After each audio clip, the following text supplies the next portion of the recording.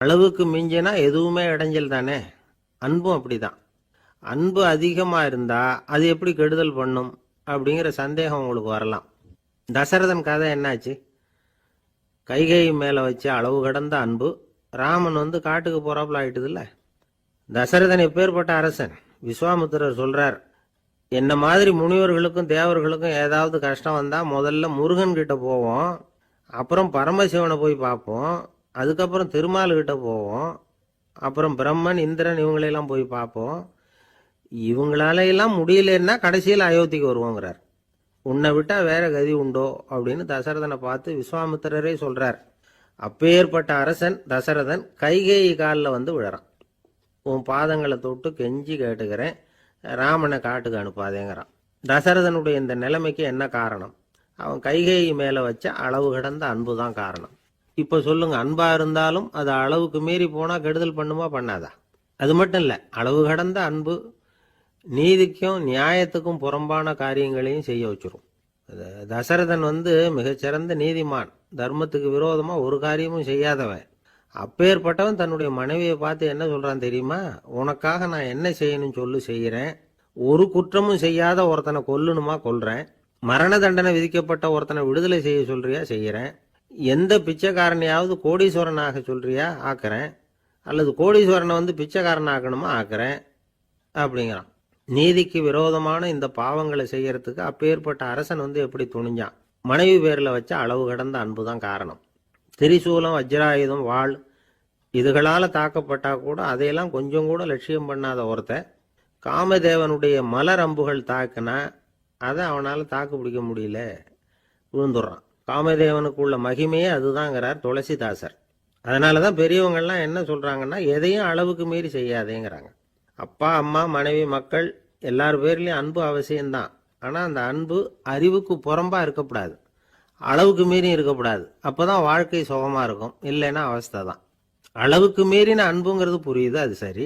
அறிவுக்கு புறம்பான அன்புங்கிறது எப்படி? ஒரு தாய்க்கு ஜலதோஷம் அல்லது ஏதோ ஒரு தொற்று நோயின்னு வச்சுங்களேன்.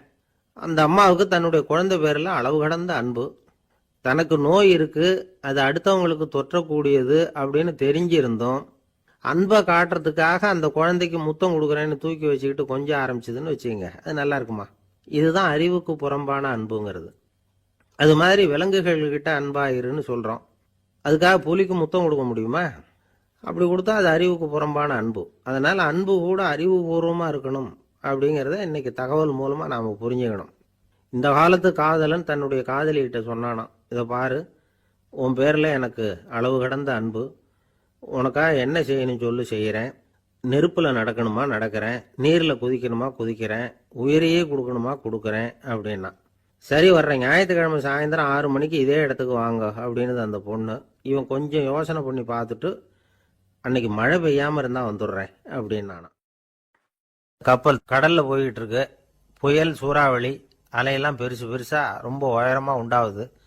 கடுமையான காற்றிலேயும் வேகமான அலைகள்லேயும் சிக்கி அந்த கப்பல் தடுமாறுது. திசை மாறி போச்சு. எந்த பக்கம் போயிட்டு இருக்கிறோம்னே தெரியல. அந்த கப்பலை செலுத்திக்கிட்டு இருந்த மாலுமி ரொம்ப சாமர்த்தியமா செயல்பட்டார். தன்னுடைய அறிவாற்றலையும் திறமையையும் முழுமையா பயன்படுத்தினார். அந்த கப்பலை கட்டுப்படுத்தினார். மெதுவா அந்த சூறாவளியிலிருந்து கப்பலை காப்பாற்றி கரைக்கு கொண்டுட்டு சேர்த்துட்டார். மாலுமின்னு ஒருத்தர் இருந்ததுனால அந்த மரக்கலம் காப்பாற்றப்பட்டது. மாலுமின்னு ஒருத்தர் இல்லைன்னு வச்சுக்கோங்க, அந்த கப்பலோட கதி என்னவா இருக்கும் யோசிச்சு பாருங்க. ஒரு கோபக்காரனுடைய நிலைமையும் அப்படித்தானா. கோபக்காரன்கிறவன் ஒரு மாலுமி இல்லாத மரக்கலம் அப்படிங்கிறார் நபிகள் நாயகம். கொந்தளிக்கிற கடல்ல கொடுமையான அலைகளின் உச்சியில அல்லல் படுகிற மரக்கலத்தை விட மோசமானது கோபக்காரனின் நிலைமை அப்படிங்கிறது அவருடைய கருத்து. அது மாதிரி இதுன்னு சொல்லல, அதை விட மோசம் இது அப்படிங்கிறார். ஏன் தெரியுமா? ஒரு கப்பல் கடல்ல தடுமாறினா அதை சரிப்படுத்த மாலுமி இருக்கிறார். அவர் தன்னுடைய சாமர்த்தியத்தினால அதை கட்டுப்படுத்தி சரியான வழிக்கு கொண்டுட்டு வந்துருவார். ஆனா கோபக்காரனுடைய நிலைமை அப்படி இல்லை அப்படிங்கிறார் நபிகள் நாயகம். மனித மனம் ஒரு மரக்கலம், அறிவு அதுல இருக்கிற மாலுமி. மாலுமி மரக்கலத்தை செலுத்துறான், அவனுக்கு கட்டுப்பட்டு அது ஓடுது. ஆனா கோபக்காரன்கிற மனுஷங்கிட்ட அறிவுங்கிற மாலுமி சரியா வேலை செய்ய மாட்டான். ஏன்னா கோபம் அந்த மாலுமியின் கண்களை அவிச்சிரும், காதுகளை கேட்காம பண்ணிவிடும். கண்ணையும் காதையும் மூடிவிட்டு கப்பலை ஓட்டுனா எப்படி ஓட்டுறது?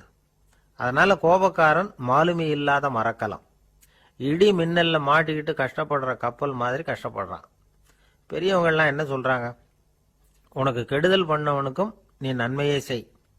எவருடைய விருப்பு வெறுப்பையும் பொருட்படுத்தாதே. பரம எதிரிக்கும் நீ நன்மை செய்ய ஆரம்பிச்சா உன்னுடைய தூய நிலையை பார்த்துட்டு அவனும் உனக்கு நெருக்கமான நண்பனா ஆயிடுவான்.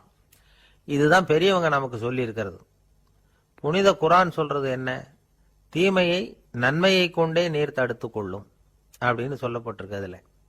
இன்னா செய்தாரை ஒருத்தல் அவர் நாண நன்னயம் செய்து விடல் அப்படிங்கிறார் திருவள்ளுவர். செல்வந்தர் ஒருத்தர்கிட்ட ஒரு சிறுவன் வந்து ஆடு மேய்ச்சிக்கிட்டு இருந்தானா. பெரியவர் அவனை கூப்பிட்டு, நீ நேரா போய் ஒரு ஆட்டுல உள்ள ரொம்ப நல்ல பகுதி எதுவோ அதை எடுத்துக்கிட்டு வா அப்படின்னாராம். இவன் போனான்.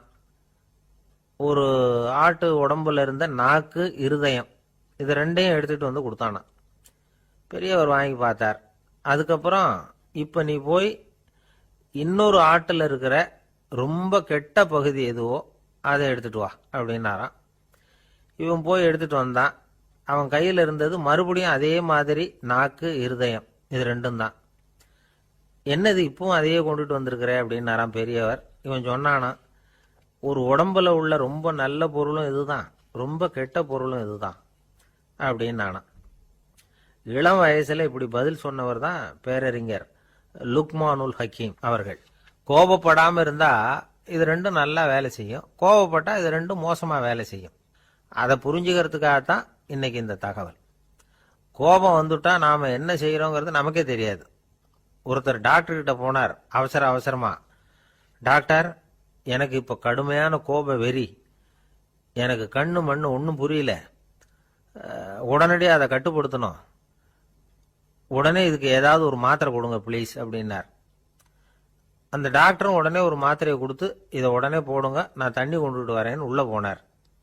தண்ணியோட திரும்பி வந்தார்.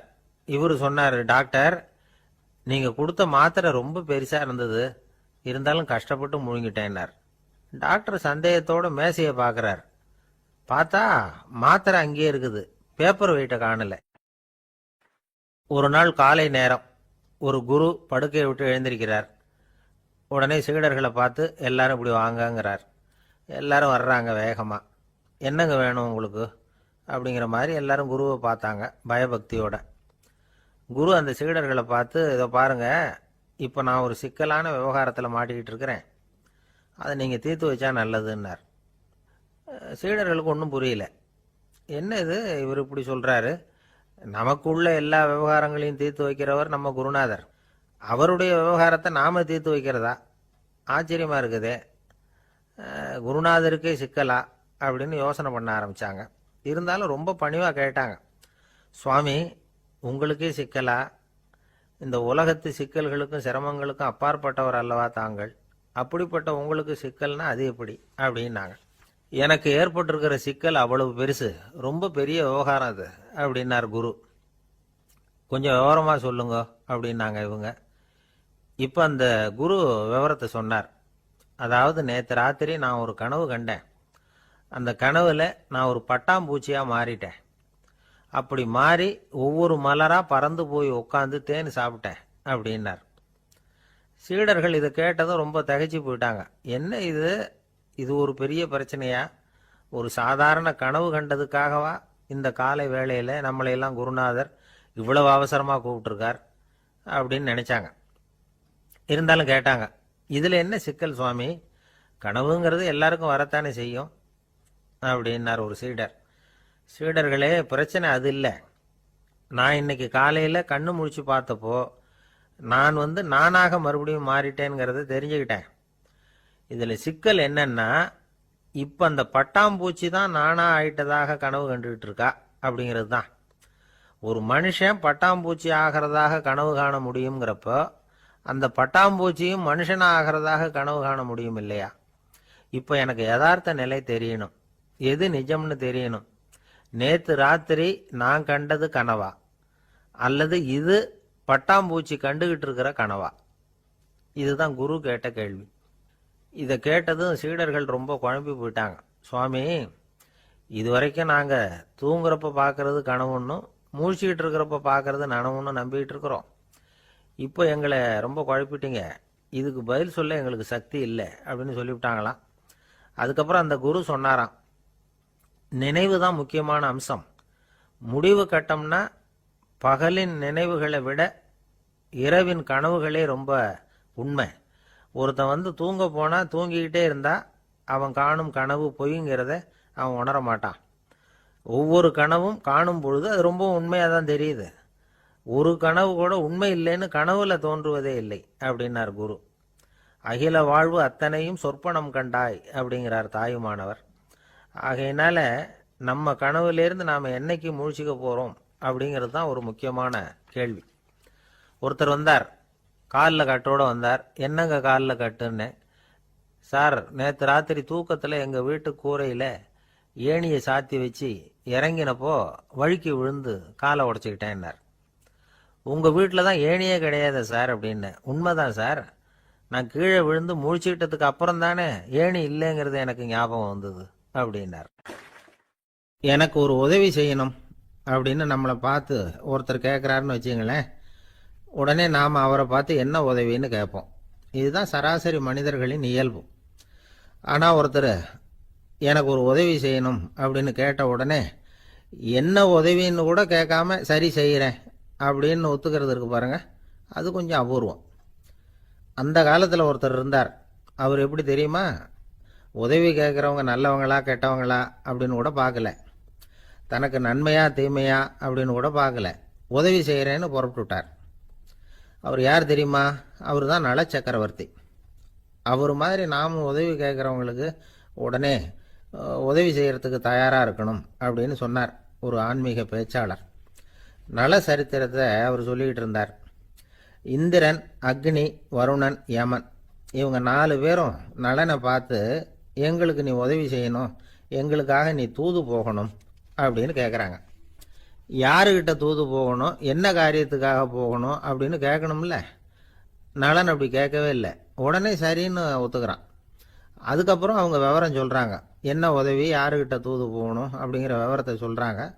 நலனுக்கும் அப்புறம்தான் புரியுது, எந்த தமயந்தியை இவன் காதலிச்சானோ, எந்த தமயந்தின் சுயம்பரத்துக்காக இவன் போய்கிட்டு இருக்கிறானோ அந்த தமயந்தியை பார்த்து தங்களுக்காக அவகிட்ட வாதாடணும், பேசணும், தங்களில் ஒருத்தரை கல்யாணம் பண்ணிக்கும்படியாக கேட்கணும் அப்படின்னு அவங்க 4 பேரும் நலன்கிட்ட கேட்குறாங்க.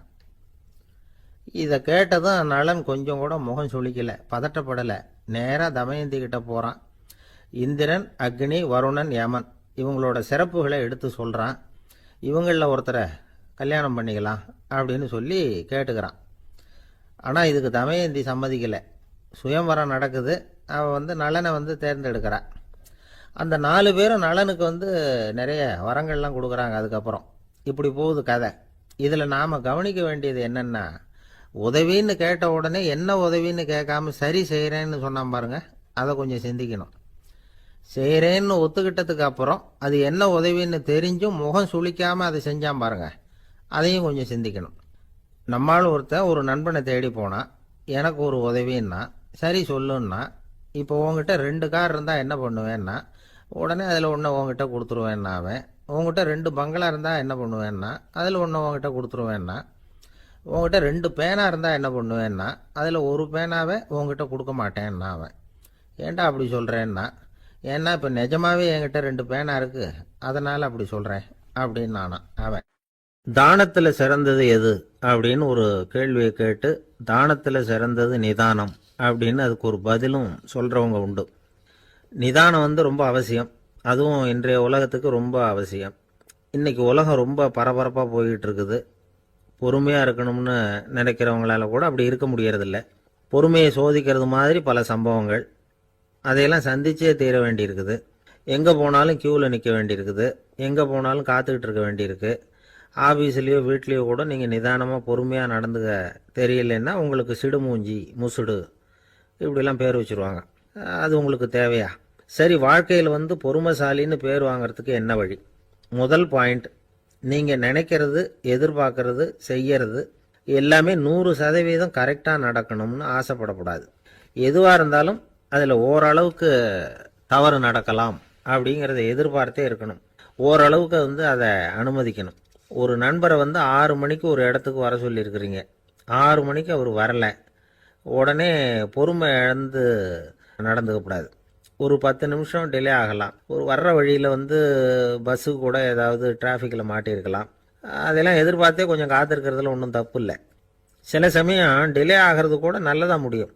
ஒரு பஸ்ஸை தவற விட்டுட்டு ஐயோ கொஞ்சம் ஒரு 2 நிமிஷம் முன்னாடி வந்திருந்தா பிடிச்சிருக்கலாமே அப்படின்னு தவிச்சிக்கிட்டு இருப்பாங்க சில பேர். அடுத்தபடியாக வர்ற பஸ்ஸு நேரடியாக நீங்கள் போக வேண்டிய இடத்துக்கே கொண்டு போய் விடுற பஸ்ஸாக கூட இருக்கலாம். அது உங்களுக்கு முன்னாடி தெரியாதுல்ல. சில நெருக்கடியான சூழ்நிலைகளை தமாஷா எடுத்துக்கிறதுக்கு பழகிக்கணும். சில இடங்களுக்கு போகிறப்ப காத்திருக்கிறதுக்கு நம்ம மனசை தயார்படுத்திக்கிட்டே போகணும். ஒரு ரயிலுக்கோ பஸ்ஸுக்கோ அல்லது விமானத்துக்கோ கப்பல் பிரயாணத்துக்கோ போகிறப்போ அங்கே போய் நீங்கள் மணிக்கணக்கில் கூட காத்துக்கிட்டு தான் இருக்கணும். புறப்படுற நேரம் கூட மாறலாம். நீங்கள் போய் சேர்ந்ததும் அது உடனே புறப்படணும்னு கட்டாயமாக என்ன? அது மாதிரி சமயத்தில் படிக்கிறதுக்குன்னு சில சுவாரஸ்யமான புத்தகங்களையும் கையில் எடுத்துக்கலாம். உங்களை சுற்றி எவ்வளவோ சுவாரஸ்யமான சம்பவங்கள் நடந்துக்கிட்டு இருக்குதுல்ல, அதையெல்லாம் வேடிக்கை பாருங்கள். எதுக்காக காத்துக்கிட்டு இருக்கிறோமோ அந்த காரியத்தில் உண்மையாகவே நமக்கு ஒரு அக்கறை இருந்தால் நமக்கு போர் அடிக்காது. சில கோயில்களில் பார்த்துருப்பீங்க, தரிசனத்துக்காக பக்தர்கள் நாள் கணக்கில் காத்துக்கிட்டு இருப்பாங்க. அவங்களெலாம் அழுத்துக்கிறது இல்லை. ஆண்டவனை தரிசிக்கணுங்கிற உண்மையான அக்கறை இருக்கிறதுனால அவங்களுக்கு போர் அடிக்கிறது இல்லை. ஆனால் சில சினிமா தியேட்டரில் கூட பார்க்கலாமே, சினிமா கியூ கூட அப்படி தான். சாயந்தரம் 6 மணி ஆட்டத்துக்கு காலம்பரம் 6 மணிக்கே போய் கூட காத்துக்கிட்டு இருப்பாங்க. அவங்களுக்கெல்லாம் போர் அடிக்காது, படம் பார்க்குற ஆர்வம். இன்னொரு முக்கியமான விஷயத்தை நாம் பழக்கப்படுத்திக்கணும். லிவ் ஃபார் தி மூமெண்ட் அப்படிங்கிறாங்க நிபுணர்கள். ரொம்ப பேர் எப்படின்னா அடுத்தபடியாக நடக்க போகிற விஷயத்திலேயே கவனமாக இருப்பாங்க. அந்த நினைப்புலேயே இந்த நிமிஷத்தை பொறுமை இல்லாமல் கழிப்பாங்க. ஒருத்தர் இருக்கார், அவர் எப்படின்னா ஆஃபீஸ் முடியறதுக்குள்ளேயே சார் 5 மணிக்கெல்லாம் ரெடியாக இருங்க, நாம் அந்த ஹோட்டலில் போய் டிஃபன் சாப்பிட்ணும் அப்படின்னு 4 மணிலேருந்து சொல்லிகிட்டு இருப்பார். 4:55 பரபரப்பாக ஓடி வருவார். 2 பேரும் புறப்படுவோம், ஹோட்டலுக்கு போவோம், சாப்பிட்டுக்கிட்டு இருப்போம். அப்படி சாப்பிட்டுக்கிட்டு இருக்கிறப்ப சார் சாப்பிட்டு முடித்ததும் நேராக ஒரு ஜவுளி கடைக்கு போகிறோம் அப்படிம்பார். பரபரக்க சாப்பிட்டு முடிப்பார், புறப்படுவார். ஜவுளி கடையில் அவசரமாக சீக்கிரம் பில் போடுங்க சார், சினிமாவுக்கு நேரம் ஆகிடும்பார். சினிமா தியேட்டரில் உட்காந்து அடுத்தபடியாக எங்கே டின்னர் சாப்பிட்றதுன்னு யோசனை பண்ணிகிட்டு இருப்பார். ராத்திரி படுக்கையில் விழுந்ததுக்கு அப்புறமும் நாளைக்கு காலையில் எழுந்திரிச்சதும் அதை பண்ணணும் இதை பண்ணணும்னு திட்டம் போட்டுக்கிட்டே இருப்பார். அதாவது எப்பவும் அடுத்த நிமிஷம், அடுத்த நாள், அடுத்த வாரம், அடுத்த வருஷம், இதுதான் அவங்க சிந்தனை. இந்த நிமிஷம் என்ஜாய்மெண்ட்டை அவங்க இழந்துடுறாங்களாம்.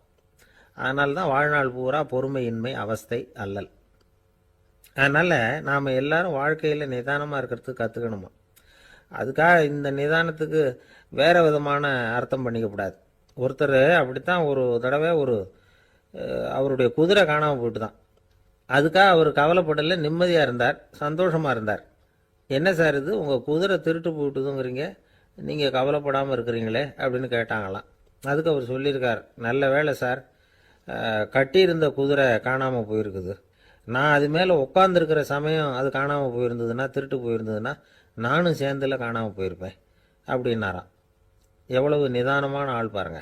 ஒரு வயசான பாட்டியும் தாத்தாவும் ஒரு பூங்காவில் உட்காந்து பேசிக்கிட்டு இருக்கிறாங்க. அவங்களுக்கு கல்யாணம் ஆகி 53 வருஷம் ஆச்சு. பிள்ளைங்கள்லாம் படித்து பெரிய பெரிய வேலையில் இருக்கிறாங்க. பேரன் பேத்திகளும் நல்ல நிலைமையில் இருக்கிறாங்க.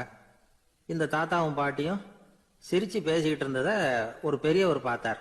அவருக்கு ஆச்சரியமாக இருந்தது. இந்த வயசுலேயும் இவ்வளவு அந்யோன்யமாக இவங்க பேசிக்கிட்டு இருக்கிறாங்களே அப்படின்னு நினச்சார். சரி நேரிலேயே கேட்டுருவோமே அப்படின்னு நினச்சிக்கிட்டு கிட்ட போனார். உங்கள் மன வாழ்க்கையின் வெற்றிக்கான ரகசியம் என்ன அப்படின்னு கேட்டார். இதை கேட்டதும் அந்த தாத்தா சிரிச்சுக்கிட்டே பாட்டியை பார்த்தாராம். அதுக்கப்புறம் சொன்னாராம், நான் இந்த அம்மாவை கல்யாணம் பண்ணிக்கிட்டதுக்கும் எங்களுடைய இல்வாழ்க்கை இவ்வளவு நாளாக பலம் குறையாமல் மகிழ்ச்சியாக இருக்கிறதுக்கும் காரணம் ஒன்று தான். அது என்ன காரணம்னா, எங்களுக்கு இடையில பொதுவாக நிறைய குறைகள் உண்டு, அதுதான் காரணம் அப்படின்னாராம். அவர் சொல்கிறது சரிதான் அப்படிங்கிறது மாதிரியே அந்த பாட்டியும் அவரை நிமிர்ந்து பார்த்தாங்களாம். இந்த பெரியவர் மறுபடியும் அந்த பாட்டியை பார்த்து அதே கேள்வியை கேட்டிருக்கார். உங்களுடைய நீண்டகால மன வாழ்க்கைக்கு கிடைச்ச வெற்றி எதனாலேன்னு சொல்ல முடியுமா அப்படின்னு கேட்டாராம். அவங்களும் சிரிச்சுக்கிட்டே பதில் சொன்னாங்களாம். என்ன பதில் தெரியுமா? சில பேரை நாம குறிப்பிட்ட பண்புகளுக்காக நேசிக்கிறோம், வேற சிலரை நாம் அந்த பண்புகள் இல்லாத குறைகளுக்காகவே விரும்பி பழகிறோம் இல்லையா? அப்படின்னு கேட்டுவிட்டு தலையை குனிஞ்சுக்கிட்டாங்களாம் அந்த பாட்டியம்மா. அவங்க அப்படி சொன்னதை கேட்டதும் இவருக்கு புதுசா ஞானம் பிறந்தது மாதிரி இருந்துதான். இதுதான் மனம் நிறைந்த மன வாழ்க்கை அப்படிங்கிறார் சுவாமி சின்மயானந்தர். பண்புகளை எப்படி நேசிக்க முடியுதோ அதே மாதிரி பண்புகள் இல்லாத குறைகளையும் நேசிக்க முடியும். மனசுதான் காரணம். ஒரு மேல்நாட்டு தம்பதி, அவங்களும் தாத்தா பாட்டி தான். அவங்க 2 பேரும் ஒரு பூங்காவில் உட்காந்து சிரிச்சு பேசிக்கிட்டு இருக்கிறாங்க. அதை ஒருத்தர் பார்த்தார். அவருக்கு ஆச்சரியம், இவ்வளவு காலம் ஆகி இந்த வயசுலயும் இப்படி அன்பா பேசிக்கிட்டு இருக்கிறாங்களே அப்படிங்கிற ஆச்சரியம். கிட்ட நெருங்கி போனாரு. கேட்டார், ஏன் தாத்தா உங்களுக்கு கல்யாணம் ஆகி எவ்வளவு வருஷம் ஆச்சுன்னார். 55 வருஷம் ஆச்சுன்னாராம் அவரு. இன்னமும் இவ்வளவு சந்தோஷமா இருக்கிறீங்களே, அதுக்கு என்ன காரணம்னு கேட்டிருக்கார். அதுக்கு என்ன காரணம்னா, இதுவரைக்கும் எங்களுக்குள்ள சண்டையே வந்ததில்லை அப்படின்னாராம். அது எப்படி முடியும்னு கேட்டிருக்கார் இவர் ஆச்சரியமா. அந்த தாத்தா சொல்ல ஆரம்பிச்சாராம், இதை பாருப்பா, எங்களுக்கு கல்யாணம் ஆன புதுசுல நானும் என்னுடைய மனைவியும் ஒரு குதிரை மேலே ஏறி ஒரு காட்டு வழியா போய்கிட்டு இருந்தோம். கொஞ்ச தூரம் போனதும் அந்த குதிரை எடக்கு பண்ணிச்சு. நான் உடனே கீழே இறங்கி அந்த குதிரையை பார்த்து, இது உனக்கு முதல் தடவை அப்படின்னு மிரட்டலா சொல்லிவிட்டு ஏறி உட்காந்தேன். மறுபடியும் போனோம். கொஞ்சம் தூரம் குதிரை நல்லபடியாக நடந்து போச்சு. மறுபடியும் எடக்கு பண்ண ஆரம்பிச்சுட்டுது. நான் கீழே இறங்கினேன். கையில் இருந்த சாட்டையால் ஓங்கி ஒரு அடி கொடுத்தேன். இது உனக்கு 2வது தடவை அப்படின்னு சொல்லிவிட்டு ஏறி உட்காந்தேன். மறுபடியும் குதிரை கொஞ்சம் தூரம் நல்ல விதமாக நடந்து போச்சு. அப்புறமும் எடக்கு பண்ண ஆரம்பிச்சுட்டுது. அந்த சமயத்தில் ஒரு ஆற்று பாலத்தை கடந்து போய்கிட்டு இருக்கிறோம். நான் கீழே இறங்கினேன். என்னுடைய மனைவியையும் கீழே இறங்க சொன்னேன். அந்த குதிரையை பிடிச்சி அப்படியே ஆற்றுல தள்ளி விட்டுட்டேன். தள்ளி விட்டுட்டு, இது உனக்கு கடைசி தடவை அப்படின்னு சொன்னேன். அதை பார்த்ததும் என் மனைவி பதறி போயிட்டாங்க. போய், ஐயோ பாவம், என்ன இப்படி பண்ணிவிட்டீங்க, உங்களுக்கு மனசுல கொஞ்சம் கூட இறக்கமே இல்லையா அப்படின்னாங்க. நான் மெதுவா இவங்க பக்கம் திரும்பி, இது உனக்கு முதல் தடவை அப்படின்னேன். அவ்வளவுதான்.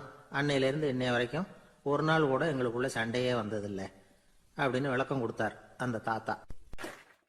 காலை நேரம், கடற்கரை ஓரம், காலை வீசிக்கிட்டு கையை வீசிக்கிட்டு ஏதோ சண்டைக்கு போகிற சிப்பாய் மாதிரி எல்லாரும் நடந்து போயிட்டு இருக்கிறாங்க. நடைப்பயிற்சி. அதில் நமக்கு தெரிஞ்ச ஒருத்தர் எதிரில் வந்தார் ரொம்ப வேகமாக. என்ன சார் வாக்கிங்க அப்படின்னு கேட்டோம். அவரால் ஆமாம்னு பதில் சொல்ல முடியல. அவ்வளவு கஷ்டம். மூச்சு விடுறதுக்கே வாயை திறந்து மூடிட்டு இருக்கிறார். எங்கே பேசுறது? கொஞ்சம் நின்று நிதானித்து மூச்சு விட்டுட்டு அதுக்கப்புறம் சொன்னார் ஆமாம் அப்படின்னு. என்ன சார் இவ்வளவு வேகம்னோ? உங்கள் பேச்சை கேட்டுவிட்டு தான் சார் நடக்க ஆரம்பித்தோம். நீங்கள் தான் அடிக்கடி சொல்லிகிட்டு இருந்தீங்க நடக்கிறது நல்லதுன்னு. அன்னையிலேருந்து ஆரம்பிச்சுட்டேன். ஆனால் ரொம்ப கஷ்டமாக இருக்குது சார். இப்போ பாருங்கள், உங்கள்கிட்ட சுலபமாக பேசக்கூட முடியல, மூச்சு வாங்குது, உடம்பு கூட வலிக்கிறது மாதிரி இருக்குது அப்படின்னு அவர் பாட்டுக்கு பேச ஆரம்பிச்சிட்டார். உங்களை யார் சார் இவ்வளவு வேகமாக நடக்க சொன்னது? வேகத்தை குறைங்க, மெதுவாக நடங்க அப்படின்னோம். நீங்கள் நடக்கிறதுனால என்னென்ன சௌகரியம்னு அன்னைக்கு சொன்னீங்களே தவிர சௌகரியமாக நடக்கிறது எப்படின்னு சொல்லலையே அப்படின்னார் அவர். இன்னமும் லேசாக மூச்சு வாங்கிக்கிட்டே சொன்னால் கூட இவர் சொல்கிறதுலே ஒரு நியாயம் இருக்குது. அதனால் இந்த நடைப்பயிற்சி பண்ணுறவங்க கவனிக்க வேண்டிய சில முக்கியமான குறிப்புகள் இருக்குது. அது என்னென்னங்கிறத அவங்க தெரிஞ்சுக்கணும்.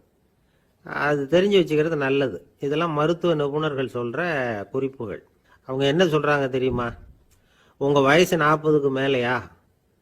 உங்கள் எடை இருக்க வேண்டியதை விட 10 கிலோ அதிகமாக இருக்குதா? நீங்கள் புகை பிடிக்கிறவரா? இதய நோய், இரத்த நாள நோய், உயர் ரத்த அழுத்தம் இப்படி ஏதாவது உங்களுக்கு உண்டா? அப்படின்னா நீங்கள் உங்கள் இஷ்டத்துக்கு வரிஞ்சு கட்டிக்கிட்டு நடைப்பயிற்சி பண்ண ஆரம்பிச்சிடாதீங்க. முதல்ல ஒரு மருத்துவ பரிசோதனை பண்ணிக்கோங்க, அதுதான் நல்லது அப்படின்னு அவங்க சொல்கிறாங்க. நடக்கிறப்போ, உடற்பயிற்சி செய்கிறப்போ மார்பு பகுதியில் அல்லது வேற எங்கேயாவது தொடர்ந்து வலி இருந்ததுன்னா பயிற்சியை நிறுத்திவிட்டு டாக்டரை போய் பார்க்கணும். நடைப்பயிற்சி பண்ணுறப்போ உங்கள் சக்திக்கு தகுந்த மாதிரி மெதுவாக அதிக கஷ்டம் இல்லாமல் முன்னேறலாம். அங்கே என்ன போட்டியாக வைக்கிறாங்க? முந்திக்கிட்டு போய் என்ன பண்ண போகிறோம்? பரிசா வாங்க போகிறோம். அதனால் நிதானம் அவசியம் அப்படிங்கிறது அவங்க ஆலோசனை. தொந்தரவு கொடுக்காத ஷூ, ட்ரெஸ்ஸு இதுகளை உபயோகப்படுத்துங்க. பாதத்தில் ஆடு தசை இருக்குல்ல, அங்கே ஏதாவது பிரச்சனை இருந்ததுன்னா டாக்டரை பாருங்க. அந்த பாதத்தில் வலி வரும் அந்த இடத்துல. வெயில் காலமாக இருந்தால் தலைக்கு தொப்பி வச்சுக்கோங்க. பனியில் நடந்தாலும் அப்படி தான். தலையை பத்திரமா பார்த்துக்குங்க. நம்மக்கிட்ட ஏதோ கொஞ்சம் உருப்படியாக தெரியறது அதுதானே. உடற்பயிற்சிக்கு முன்னாடி பின்னாடி பயிற்சி செய்கிறப்போ நிறைய தண்ணி குடிக்கலாமா. முதல் 1 மாசத்துக்கு கொஞ்சம் தளர்த்தியா சாவகாசமாக நடக்கலாம். மணிக்கு 3 அல்லது 4 கிலோமீட்டர் வேகம்னு வச்சுங்களேன். அதுக்கப்புறம் வேகத்தை அதிகப்படுத்தலாம். மணிக்கு 6 அல்லது 8 கிலோமீட்டர் அளவுக்கு நடக்கலாம். நல்லா கையை வீசிக்கிட்டு நடக்கணும். மூச்சு விடுற எண்ணிக்கை அதிகரிக்கணும். இது மாதிரி ஒரு 30 நிமிஷம் நடக்கலாம். தனியாக நடந்து போகிறதுக்கு உங்களுக்கு என்னமோ மாதிரி இருக்குதா? கூட யாரையாவது சேர்த்துக்குங்க. ஒரு குரூப்பாக சேர்ந்து போகலாம். நடக்கிறதுங்கிறத ஒரு சந்தோஷமான சமாச்சாரமாக ஆக்கிக்கணும். தினம் இப்படி நடக்க வேண்டி இருக்குதே அப்படின்னு புலம்பிக்கிட்டே போகக்கூடாது. சில பேர் நடக்கிறப்போ கடந்த காலத்தை அசை போட்டுக்கிட்டே போவாங்க. சில பேர் வருங்காலத்தை அசை போட்டுக்கிட்டே போவாங்க. சில பேர் முக்கியமான திட்டம்லாம் இப்படி நடக்கிறப்ப தான் தீர்மானம் பண்ணுவாங்க. நடக்கிறதுனால மன இறுக்கம் குறையுது, பரபரப்பு குறையுது, மன ஆற்றல் பெருகுது, தன்னம்பிக்கை வளருது, முதுமை தள்ளி போகுது, செயல்திறன் அதிகரிக்குது. இதை தவிர உடம்புக்கும் பல விதமான சௌகரியங்கள் ஏற்படுது. அதனால் இது வரைக்கும் நடக்க ஆரம்பிக்காதவங்க இனிமே இந்த குறிப்புகளை கவனத்தில் வச்சுக்கிட்டு நடக்க ஆரம்பிச்சுடலாம். சார்லஸ் லேம்ப் அப்படின்னு ஆங்கில இலக்கிய மேதை ஒருத்தர், அவர் ஒரு தரம் உடம்பு சரியில்லைன்னு டாக்டர்கிட்ட போனாராம். டாக்டர் அவரை பார்த்துட்டு, நீங்கள் தினமும் காலையில் வெறும் வயத்தில் நடக்கணும் அப்படின்னாராம். வெறும் வயத்தில் நடக்கிறதுக்கு நான் தயார், ஆனால் வயறு கிடைக்கணுமே சார், யார் வயத்து மேலே நடக்கிறது டாக்டர் அப்படின்னு கேட்டாராம் இவர். எனக்கு அதிர்ஷ்டமே இல்லை சார் அப்படின்னார் ஒருத்தர். ஏன் அப்படி சொல்கிறீங்கன்னு கேட்டோம். வியாபாரம் பண்ணலாம்னு ஒரு கடை வச்சேன். வேண்டிய போட்டவங்க கூட என் கடையில் எதுவும் வாங்க மாட்டேங்கிறான். எல்லாரும் அடுத்த கடைக்கு தான் போகிறான் அப்படின்னு சொல்லி ரொம்ப அழுத்துக்கிட்டார். இதுக்கு போய் அதிர்ஷ்டம் இல்லைன்னு சொல்லாதீங்க. வாடிக்கையாளர்களை கவர்றது எப்படிங்கிறது உங்களுக்கு தெரியல, அதுதான் குறை அப்படின்னும். சார், உங்களுக்கு தெரிஞ்ச அந்த ரகசியத்தை எனக்கும் கொஞ்சம் சொல்லி கொடுங்களேன் அப்படின்னார். சரி, உங்கள் காதை இப்படி கொடுங்க அப்படின்னு சொல்லி அது சம்பந்தமாக பெரிய வல்லுநர்கள் சொல்லியிருக்கிற கருத்துக்களை அவர்கிட்ட சொல்ல ஆரம்பித்தோம்.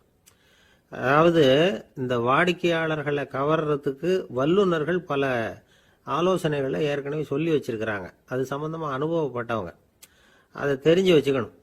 அதாவது கடை வச்சிருக்கிறவங்க எல்லாரும் இதை கொஞ்சம் காதில் வாங்கி வச்சுக்கணும். எதை இப்போ சொல்ல போகிறத. எப்பவும் பணத்தை சம்பாதிக்கிறதுலையே குறியாக இருக்கக்கூடாதான். அதை விட முக்கியமாக நீங்கள் சம்பாதிக்க வேண்டியது வாடிக்கையாளர்களுடைய மன நிறைவு. வர்றவங்க திருப்தியோடு போகணும், அது முக்கியம். அதில் கவனமாக இருக்கணும். கடைக்கு வர்ற ஒருத்தர் ஏதாவது ஒரு குறை சொல்கிறாருன்னு வச்சுங்க, அதை அலட்சியப்படுத்தக்கூடாது. ரொம்ப அக்கறையோடு அதை காது கொடுத்து கேட்கணும். அப்படியா சார், அதை நான் அவசியம் கவனிக்கிறேன் அப்படின்னு சொல்லணும். ஒருத்தர் வரார், சார் நேற்றுக்கு உங்கள் கடையில் இதை நான் வாங்கிட்டு போனேன், வீட்டில் இது வேணான்னு சொல்லிவிட்டாங்க, அது திருப்பி கொடுக்கறதுக்காக தான் வந்திருக்கிறேன் அப்படின்னு சொல்லி திருப்பி கொடுக்குறார். உடனே நீங்கள் முகம் சுளிக்கக்கூடாது, எரிச்சல் படக்கூடாது. வழக்கம் போல் நிதானமாக முகம் மலர்ச்சியோடு அதை திருப்பி வாங்கிக்கணும். இவ்வளவு ரூபாய்க்கு சாமான் வாங்கினா இந்த ஸ்பூன் அன்பளிப்பு, இப்படி ஏதாவது கொடுக்கலாம். பண்டிகை காலங்கள்லேயும் பொருள்கள் வாங்குறவங்களுக்கு இப்படி ஏதாவது பொருத்தமாக ஒரு அன்பளிப்பு கொடுக்கலாம். நீங்கள் கொடுக்கறது ஒரு சர்வசாதாரணமான பொருளாக இருந்தால் கூட அது வாங்குற ஒரு மனசில் ஒரு மகிழ்ச்சியை ஏற்படுத்தும். எதுவும் உங்களால் கொடுக்க முடியலன்னா உங்கள் முகம் நிறைஞ்ச சிரிப்பையாவது கொடுங்க, அது போதும். உங்கள் கடையில் இல்லாத ஒரு பொருளை வாடிக்கையாளர் கேட்குறார், உடனே இல்லைன்னு முகத்தில் அடித்தது மாதிரி சொல்லிடக்கூடாது. கொஞ்சம் உட்காருங்க சார் அப்படின்னு சொல்லி உங்கள் பணியாளர் யாரையாவது அனுப்பி வெளியிலேருந்து வாங்கிட்டு வர சொல்லி அவர்கிட்ட கொடுக்கலாம். சில பேர் உங்கள் கடைக்கு வரும்பொழுது அவங்க வீட்டு குழந்தைகளையும் கூப்பிட்டுக்கிட்டு வர்றாங்கன்னு வைங்க. நீங்கள் என்ன செய்யணும்னா அந்த குழந்தைகளை முதல்ல கவனிக்கணும். அது கண்ணத்தை கிள்ளணும், அதுக்கிட்ட விளையாடணும், அதுக்கு ஏதாவது மிட்டாய் பிஸ்கட் எதையாவது கொடுத்து அது கவனத்தை கவரணும். அதுக்கப்புறம் பெரியவங்களை கவனிக்கலாம். உங்கள் கடையில் வேலை செய்கிற பணியாளர்கள் சுத்தமாக இருக்கணும். சிரிச்ச முகம், சுறுசுறுப்பு, இது ரெண்டும் அவங்களுக்கு தேவை. அழுது வடிஞ்சிக்கிட்டு இருக்கக்கூடாது. அப்புறம் இன்னொரு விஷயம், அதிகமாக பொருள் வாங்குற ஒருத்தர்கிட்ட அதிக மரியாதையாகவும் குறைச்சலாக பொருள் வாங்குறவர்கிட்ட வேற விதமாகவும் நடந்துக்கக்கூடாது. எல்லாருக்கிட்டையும் சமமாக நடந்துக்கணும். 5 ரூபாய்க்கு வாங்கினாலும் சரி, 500 ரூபாய்க்கு வாங்கினாலும் சரி, அவங்கக்கிட்ட நீங்கள் காட்டுற மரியாதையில் வித்தியாசம் இருக்கக்கூடாது. எல்லாத்துக்கும் மேலே உங்கள் கடையில் ஒரு பொருள் வாங்கினா அது உண்மையானதாக இருக்கும், தரமுள்ளதாக இருக்கும் அப்படிங்கிற நினைப்பு ஜனங்களுக்கு வரணும். அதனால் தரமான பொருளையே நீங்கள் உங்கள் கடையில் வச்சுருக்கணும். இது வரைக்கும் நான் சொன்னதையெல்லாம் கவனத்தில் வச்சுக்கிட்டு நீங்கள் கடையை ஆரம்பிச்சிங்கன்னா வியாபாரம் பிச்சுக்கிட்டு போகும். அப்படி போகலன்னா அதுக்கப்புறம் கேளுங்க. ஏன்னா இந்த யோசனைகள்லாம் அனுபவப்பட்டவங்க சொல்லியிருக்கிற யோசனைகள். இந்த யோசனைகளில் நீங்கள் எச்சரிக்கையாக இருக்க வேண்டிய ஒரு விஷயம் உண்டு. அது என்னங்கிறதையும் தெரிஞ்சு வச்சுக்கிறது நல்லது. என்னுடைய நண்பர் ஒருத்தர் வந்தார். சார் உங்கள் யோசனையை கேட்டதுனால நான் ஒரு அறை வாங்கினது தான் மிச்சம்னார். என்ன ஆச்சுன்னு கேட்டேன். எங்கள் கடைக்கு ஒரு பெரிய அம்மா குழந்தைய தூக்கிட்டு வந்தாங்க சார். உங்கள் யோசனைப்படி அந்த குழந்தையோட கன்னத்தை கிள்ளணும்னு முயற்சி பண்ணினேன். திடீர்னு அந்த நேரம் பார்த்து அந்த குழந்தை தலையை குனிஞ்சிக்கிட்டுது. என் கையை குழந்தையோட கன்னத்துக்கு பதிலாக அதை தூக்கிட்டு வந்தவங்க கன்னத்தை கிள்ளி விட்டுது. அதுதான் அப்படி ஆயிட்டுது அப்படின்னார் கன்னத்தை தடவிக்கிட்டே. திபேத் நாட்டில் புத்த மடாலயங்கள் நிறைய உண்டு. அதுக்கு ஒரு தலைமையகமும் உண்டு. அது இந்த திபேத் தலைநகரம் லாசாவில் இருக்குது. ரொம்ப காலத்துக்கு அப்பால் அதை பற்றியெல்லாம் நிறைய விவரங்கள் எழுதி வச்சிருக்கிறாங்க. அது இப்போவும் நமக்கு கிடைக்குது. அதாவது ரொம்ப தூரத்துக்கு அந்தாண்ட மலைகளுக்கு நடுவில் ஒரு கிளை மடாலயம். அந்த மடத்தின் தலைவருக்கு வயசாயிட்டு தான். அதனால் தலைமை பொறுப்பை வேற ஒருத்தர்கிட்ட ஒப்படைக்கலாம் அப்படின்னு முடிவு பண்ணாராம். உடனே ஒரு லாமாவை கூப்பிட்டார். அவர் மூலமாக தலைமை மடாலயத்துக்கு செய்தி அனுப்புனார், பொருத்தமான வாரிசு ஒருத்தரை அனுப்பி வைக்கும்படியாக. அந்த வாலிப லாமா புறப்பட்டார். காடு மேடெல்லாம் நடந்து போகிறார். ரொம்ப நாள் கழித்து தலைமை பீடத்தை அடைஞ்சார். தலைமை குருக்கிட்ட விவரத்தை சொன்னார். தகுதியான ஒருத்தரை அனுப்பி வச்சா அழைச்சிட்டு போகிறேன் அப்படின்னார். சரி, நாளைக்கு காலையில் நீங்கள் அவங்க எல்லாரையும் அழைச்சிட்டு போகலாம்னார் அவர். அவங்க எல்லாரையுமா? அங்கே தேவைப்படுறது ஒருத்தர் தானே அப்படின்னார் இவர். ஆமான்னார்.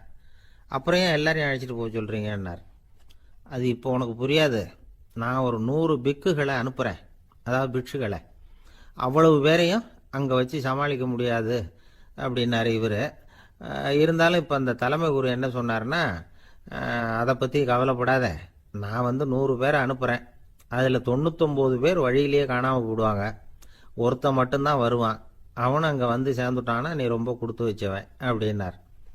இவருக்கு ஒன்றும் புரியல. இருந்தாலும் மறுநாள் அந்த வாலிப லாமா 100 பேரை அழைச்சிக்கிட்டு புறப்பட்டார். போகிற வழியிலேயே பல பேர் அங்கங்கே பிச்சுக்கிட்டு போட்டாங்க.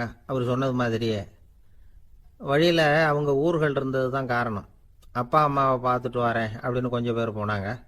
சொந்த பந்தத்தை பார்த்துட்டு வரேன் அப்படின்னு கொஞ்சம் பேர். ஒரு வாரம் ஆச்சு. இப்போ மிஞ்சினது 10 பேர் தான். வழியில் ஒரு நகரம். அங்கே சில பிட்சுக்கள் சந்திச்சாங்க. எங்கள் மடத்து தலைவர் இறந்துட்டார், உங்களில் யாராவது ஒருத்தர் எங்களுக்கு தலைவராக முடியுமா அப்படின்னு கேட்டாங்க. 10 பேரும் தயார். அதில் ஒருத்தரை அழைச்சிட்டு அவங்க போயிட்டாங்க. இன்னொரு ஊரில் சில பேர் வந்தாங்க, வழி மறிச்சாங்க. நில்லுங்க, எங்கள் மன்னர் மகளுக்கு திருமணம், அதை நடத்தி வைக்க 3 லாமாக்கள் தேவை அப்படின்னாங்க. இப்படி கொஞ்சம் கொஞ்சமாக எல்லாரும் காலி. கடைசியில் 2 பேரும் மிஞ்சினாங்க. அங்கே ஒரு இளம்பெண் எதிரில் வந்தா. எங்கள் அப்பா வேட்டைக்கு போயிருக்கிறாரு, இன்னும் திரும்பி வரல. வீட்டில் வேறு யாரும் இல்லை, தனியாக இருக்க பயமாக இருக்குது, யாராவது ஒருத்தர் எனக்கு துணையாக இருக்கணும் அப்படின்னு கேட்டுக்கிட்டா. எங்கள் 2 பேரில் நீயே ஒருத்தரை தேர்ந்தெடுத்துக்கோ, இல்லைன்னா எங்களுக்குள்ள சண்டை வந்துடும் அப்படின்னாங்க. இப்போ மிஞ்சினவர் ஒருத்தர். அவருக்கும் ஒரு சோதனை வந்தது. ஒரு தர்க்கவாதி எதிரில் வந்தான். உன்னோட வாதம் பண்ணணும்னா. இவனோட வாதம் பண்ணுறேன், அது முடிய ரொம்ப காலம் ஆகலாம். தர்க்கத்தில் நான் ஜெயிச்சா அங்கே வரேன், இல்லைன்னா இவருடைய சீடனை ஆயிடுவேன் அப்படின்னார் அவர். கடைசியாக அழைக்க வந்த வாலிபலாமா மட்டும் வெறுங்கையோடு திரும்பி போனார். அங்கே இருந்த வயசான மடாதிபதி கேட்டார், எத்தனை பேர் அங்கேருந்து புறப்பட்டீங்கன்னார். என்னையும் சேர்த்து 101ன்னார் அவர். நல்லது, நீயாவது திரும்பி வந்திய, அதுதான் எனக்கு போதும். ஏன்னா நீ தான் எனக்கு உண்மையான வாரிசு. அந்த 100 பேரில் யாரும் வரமாட்டாங்க அப்படின்னார் அவர். ஏன்னா அவருக்கு தெரியும் இவர் ஒருத்தர் தான் திரும்பி வருவாருங்கிறது. திபேத்தில் ஒரு பழங்கால பழமொழி உண்டாம், 100 பேர் செல்லலாம், எப்பொழுதாவது ஒருவன் அபூர்வமாக அடைய வேண்டிய இடத்தை அடைவான். இதுதான் அந்த பழமொழி. ஒரு உன்னதமான இலக்கை அடையணும்னா அது அவ்வளவு சுலபமான காரியம் இல்லை. இந்த காலத்து மடாலயம் ஒன்று, அதில் ஒரு தலைவர், அவருக்கு வயசாயிட்டுது, தனக்கு ஒரு வாரிசை நியமிக்கணும் அப்படின்னு ஆசைப்பட்டார். ரொம்ப கஷ்டப்பட்டு ஒருத்தரை பிடிச்சார். தனக்கு வாரிசாக நியமிச்சுட்டு அவர் சமாதி ஆயிட்டார். புதுசாக பொறுப்பேற்றுக்கிட்டவர் அப்படியே உட்காந்துருந்தார். அவரை தேடிட்டு பத்திரிகை நிருபர்கள்லாம் வந்தாங்க, கேட்டாங்க. அவர் உங்கள் பொறுப்பில் அவர் பெரியவர் விட்டுட்டு போன இது எவ்வளவு சுமாராக தேரும், எவ்வளவு விட்டுட்டு போனார் அப்படின்னு கேட்டிருக்கிறாங்க. அது என்ன ஒரு 50 லட்சம் இருக்கும் அப்படின்னாராம். அவ்வளவும் பணமா அப்படின்னு கேட்டிருக்காங்க. இல்லைங்க, கடன் அப்படின்னாராம் இவர். இன்றைக்கு பல பேர் உயில் எழுதி வைக்கிறாங்கல்ல. இந்த உயில்னா என்ன? அதாவது ஒரு நபர் தனக்கு பின்னாடி தன்னுடைய சொத்துக்கள் யாருக்கு போய் சேரணும்னு நினைக்கிறாரோ அந்த நினைப்பை சட்டப்படி உறுதிப்படுத்துறது தான் உயில். சரி, உயிலை யார் எழுதலாம்? 18 வயசு பூர்த்தியான யாரும் உயில் மூலமா சொத்துக்களை விநியோகிக்கலாம். கண் பார்வை இல்லாதவங்க, காது கேளாதவங்க, வாய் பேச முடியாதவங்க, இவங்கெல்லாம் கூட உயில் எழுதி வைக்கலாம். புத்தி சுவாதீனம் இல்லாதவங்க கூட சில சமயம் புத்தி தெளிவா இருந்தா உயில் எழுதலாமா. குடிபோதையில் இருக்கிறவங்க, தாங்கள் என்ன செய்யறோங்கிறது தெளிவா அறிய முடியாதவங்க, நோய் நொடியில் இருக்கிறவங்க, இவங்கெல்லாம் உயில் எழுத முடியாது. ஒருத்தரை நிர்பந்தப்படுத்தி ஏமாத்தி அல்லது சுய நினைவில்லாத ஒருத்தர்கிட்ட எழுதி வாங்கி வைக்கிற உயில் செல்லாது. உயிலை இந்த முறையில தான், இந்த படிவத்துல தான் எழுதணும்னு சட்டத்துல விதி எதுவும் கிடையாது. இதுக்கு முத்திரை கட்டணமும் கிடையாது. உயிலை வெற்று காகிதத்துல எழுதலாம். அச்சடிக்கணும், டைப் அடிக்கணுங்கிற அவசியம் கூட இல்லை. கையாலேயே கூட எழுதலாம். எழுதி இருக்கிறது புரியணும், அவ்வளவுதான். குறைந்தபட்சம் 2 சாட்சிகளை வச்சுக்கிட்டு உயில் எழுதுறவர் அதுல கையெழுத்து போடணும். கையெழுத்து போட தெரியாதுன்னா இடது கை பெருவிரல் ரேகை வைக்கலாம். உயில் சாசனத்துக்கு சாட்சிகள் கையெழுத்து இல்லைன்னாலும் அது செல்லாது. அப்புறம் பிரிவிலேஜ்டு வில் அப்படின்னு இருக்கு. அதுக்கு மட்டும் சாட்சிகள் தேவையில்லை. அது என்னன்னா, இந்த விமானப்படை, கப்பல் படை அல்லது யுத்தத்துல பணிபுரியும் நபர்கள் அவங்கெல்லாம் இருக்கிறாங்க இல்லையா, அப்படிப்பட்டவங்க எழுதுற உயில் அது. அதுக்கு சில விசேஷ சலுகைகள் உண்டு. ஒருத்தர் முதல்ல ஒரு உயில் எழுதி வைக்கிறார், அதுக்கப்புறம் மனசு மாறி போகுது, அது வேணாம்னு நினைக்கிறார், ரத்து செஞ்சுடலாம். அதுக்கப்புறம் வேற உயிலும் எழுதலாம். உயிரோடு இருக்கிற வரைக்கும் எத்தனை தடவை வேணும்னாலும் உயில் எழுதலாம். கடைசியா எழுதப்பட்ட உயில் சட்டப்படி சரியா இருந்தா அதுதான் அமலுக்கு வரும். சரி, எழுதுற உயில ரகசியமா வச்சிருக்கிறது எப்படி? இது ஒரு கேள்வி. இதுக்கு என்ன செய்யணும்னா, ஒருத்தர் உயிலை எழுதினதுக்கு அப்புறம் அவர் தானாவோ அல்லது அங்கீகரிக்கப்பட்ட முகவர் மூலமாகவோ, அதாவது ஒரு ஏஜென்ட் மூலமாகவோ, ஒரு கவர்ல போட்டு சீல் வச்சு கவர் மேல தன்னுடைய பெயரை எழுதி அல்லது அந்த ஏஜென்ட் பெயரை எழுதி கவர் மேல என்ன அடக்கம் செய்யப்பட்டிருக்கு, உள்ள என்ன இருக்கு அப்படிங்கிற விவரம்லாம் எழுதி சார் பதிவாளர்கிட்ட ஒப்படைக்கலாம். இதுக்கு கட்டணம் உண்டு. அதுக்கப்புறம் எப்ப தேவைப்படுதோ அப்போ ஒரு மனு கொடுத்து அந்த கவரை திரும்ப வாங்கிக்கலாம். இப்ப எழுதுற உயில இவ்வளவு நாளுக்குள்ள பதிவு செய்யணுங்கிற கால வரையறை உண்டா அப்படின்னு ஒரு கேள்வி வரலாம் இல்லையா? எப்ப வேணும்னாலும் பதிவு செய்யலாம். நம்மால் ஒருத்தர் ஒரு நாள் ரொம்ப அவசரமா வந்தார். இந்த உயில் எழுதுறது சம்பந்தமா பூரா விவரமா எனக்கு உடனே தெரியணும்னார். நான் உடனே அவரை வக்கீல் ஒருத்தர்கிட்ட அழைச்சிட்டு போனேன். இவர் அவர்கிட்ட எல்லா விவரமும் கேட்டு தெரிஞ்சுக்கிட்டார். ரொம்ப தேங்க்ஸ்ன்னு சொல்லிவிட்டு 2 பேரும் வெளியில வந்தோம். அதுக்கப்புறம் இவர்கிட்ட கேட்டேன், ஆமா இவ்வளவு விவரமா கேட்குறீங்களே, உங்களுக்கு எத்தனை பிள்ளைங்க சார் அப்படின்னு கேட்டேன். 6 பேர் சார் அப்படின்னார். சரி, இருக்கிற சொத்து எவ்வளவுன்னு கேட்டேன். அதை இனிமே தான் சம்பாதிக்க போறேன் அப்படின்னார். ஒரு நண்பர் யாருக்கோ ஃபோன் பண்ணிட்டு இருந்தார். அவர் பேசி முடிச்சதும் நான் அவரை பார்த்து, இப்போ ஃபோன் பண்ணீங்களே அந்த ஃபோன் நம்பர் என்ன அப்படின்னு கேட்டேன். அவர் தலையை சொரிஞ்சுக்கிட்டார், ஞாபகம் வரலன்னார். சரி சார், அதை விடுங்க, உங்க மனைவி பேர் என்ன அப்படின்னு கேட்டேன். மாலதின்னார். என்ன சார் இது வேடிக்கை, கொஞ்ச நேரத்துக்கு முன்னாடி பேசின ஃபோன் நம்பர் மறந்து போச்சு, எப்போ கல்யாணம் பண்ணிட்ட மனைவி பேர் மறக்கல, அதை கரெக்டாக சொல்லிவிட்டீங்களே அப்படின்னு கேட்டேன். அவர் என்ன ஒரு மாதிரியா பார்த்தார். அவர் அப்படி என்னை பார்த்ததில் ஒன்றும் தப்பு இல்லை, ஏன்னா நாம எல்லாருமே அப்படித்தானே, ஒரு குறிப்பிட்ட காரியத்துக்காக தொலைபேசியில் ஒருத்தட்ட பேசுகிறோம், அதுக்கப்புறம் அந்த எண் நமக்கு அனாவசியம், அதனால மறந்துடுறோம். இதுக்கு பேர் தான் தற்காலிக ஞாபகம். ஆனால் மனைவி பேரை மறந்துட முடியுமா? முடியாது. அது அவசியமான ஒன்று. அடிக்கடி அந்த பேரை உபயோகப்படுத்துகிறோம், அதனாலேயும் அது முக்கியங்கிறதுனாலேயும் அதை மறக்கிறது இல்லை. இதுக்கு பேர் நிரந்தர ஞாபகம். சரி, இந்த தற்காலிக ஞாபகம், நிரந்தர ஞாபகம், இது 2 ஞாபக அளவுகளையும் கட்டுப்படுத்துறது எது அப்படின்னா மூளைக்குள்ள நடக்கிற மின்சார நடவடிக்கைகள் தான். தற்காலிக ஞாபகம் ஒரு மின்னல் மாதிரி தோன்றி மறையுது.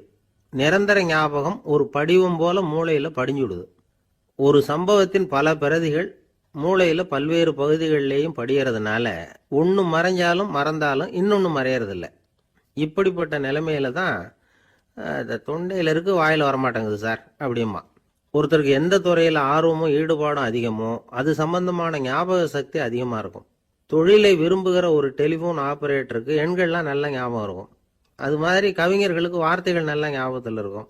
இது ஒரு பக்கம் இருந்தாலும் ஒரு மூளை வந்து எண்களை விட எழுத்துக்களை விட படங்களை ரொம்ப சுலபமாக ஞாபகத்தில் வச்சுக்குது. புரிஞ்சுக்கிற தன்மை, அனுபவம், புத்தி கூர்மை இது கூடி குறையிறத பொறுத்து ஞாபக சக்தியும் ஏறும் இறங்கும்.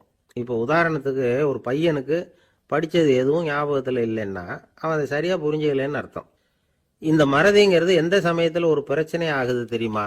உங்களுக்கு வேண்டியப்பட்ட ஒருத்தரை ஞாயிற்றுக்கிழமை சாயந்தரம் சரியாக 5 மணிக்கு கடற்கரைக்கு வர சொல்லிவிட்டு அந்த நேரத்தை மறந்துவிட்டா அது பரவாயில்ல, வர சொன்னதையே மறந்துவிட்டாதான் நிலைமை மோசம்னு அர்த்தம். இப்படி இருந்தால் இது வந்து சிகிச்சை எடுத்துக்க வேண்டிய நிலைமைங்கிறத புரிஞ்சுக்கணும். ஆமாம், இதுக்கும் மருந்து இருக்குது. ஆனால் மூளை வந்து குறிப்பிட்ட அளவுக்கு கீழே இயங்குறப்போவோ இன்னொன்று சொல்லுவாங்க, இந்த நியூரோ டிரான்ஸ்மிட்டர் அப்படின்னு சொல்லுவாங்க. அப்படிங்கிற மூளை ரசாயனம் ரொம்பவும் குறைஞ்சி போகிறப்போ மட்டும்தான் உபயோகப்படும். டாக்டர் என்ன சொல்கிறாங்க தெரியுமா? மூளையை பொறுத்த வரைக்கும் அதில் ஞாபக சக்தி அதிகமாக உள்ள மூளை, மறதி உள்ள மூளை அப்படின்னு ஒன்றும் கிடையாது அப்படிங்கிறாங்க. நினைவு வச்சுக்கிறதுக்கு பயிற்சி அளிக்கப்பட்ட மூளை, பயிற்சியற்ற மூளை அப்படின்னு வேணும்னா சொல்லலாம் அப்படின்னு சொல்கிறாங்க. அதனால நம்ம ஞாபக சக்திங்கிறது நம்ம கிட்ட இருக்கிற பயிற்சி, முயற்சி இதை பொறுத்து தான் அமையும். ஒருத்தர் ஒரு பென்சிலை எங்கேயோ வச்சுக்கிட்டு தேடிக்கிட்டு இருந்தார். அப்புறம் என்னமோ தீவிரமா யோசனை பண்ணி அதை ஞாபகப்படுத்தி பார்த்துக்கிட்டு இருந்தாராம். எதிரில் உட்காந்துருந்தவர் சொன்னார், பென்சிலை தானே தேடிட்டு இருக்கீங்க, அது உங்க வலது காதில் இருக்குது சார் அப்படின்னாராம் அவர்.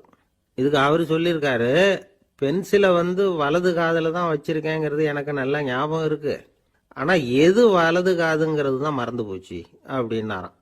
அவர் அதை தான் யோசிச்சுட்டு இருந்திருக்கிறார். ரொம்ப பேருக்கு கூட்டத்தில் பேசுறதுன்னா பயம். நமக்கு ஒன்றும் தெரியாதுன்னு மற்றவங்க நினச்சிடக்கூடாதுங்கிற எண்ணம் தான் இதுக்கு காரணம். ரொம்ப முக்கியமான ஒரு கூட்டம்னா பயம் அதிகமாக இருக்கும். முக்கியமானவங்கள்லாம் வருவாங்களே, அவங்கெல்லாம் நம்மளை பற்றி மட்டமாக நினச்சிருவாங்களே அப்படிங்கிற பயம் வந்துடும். ஆனால் மேடை பேச்சுங்கிறது அவ்வளவு கடினமான ஒரு காரியம் இல்லைங்கிறாங்க அது சம்பந்தமான நிபுணர்கள். யாரும் பேச்சாளர் ஆகலாம், இது ஒன்றும் பெரிய கிஃப்ட் கிடையாது அப்படின்னு அவங்க சொல்கிறாங்க.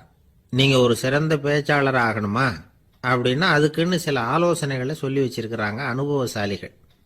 முதல் ஆலோசனை என்னன்னா, உங்கள் பேச்சு வந்து எளிமையாக இருக்கணும். ஏதாவது ஒரு கருத்து அல்லது 2 கருத்து சொன்னால் போதும். 20 அல்லது 30 கருத்துக்களை சொல்லிகிட்டே போகக்கூடாது. 2வது ஆலோசனை, நீங்கள் என்ன பேச போறீங்கிறது முதல்ல உங்களுக்கு நல்லா புரியணும்.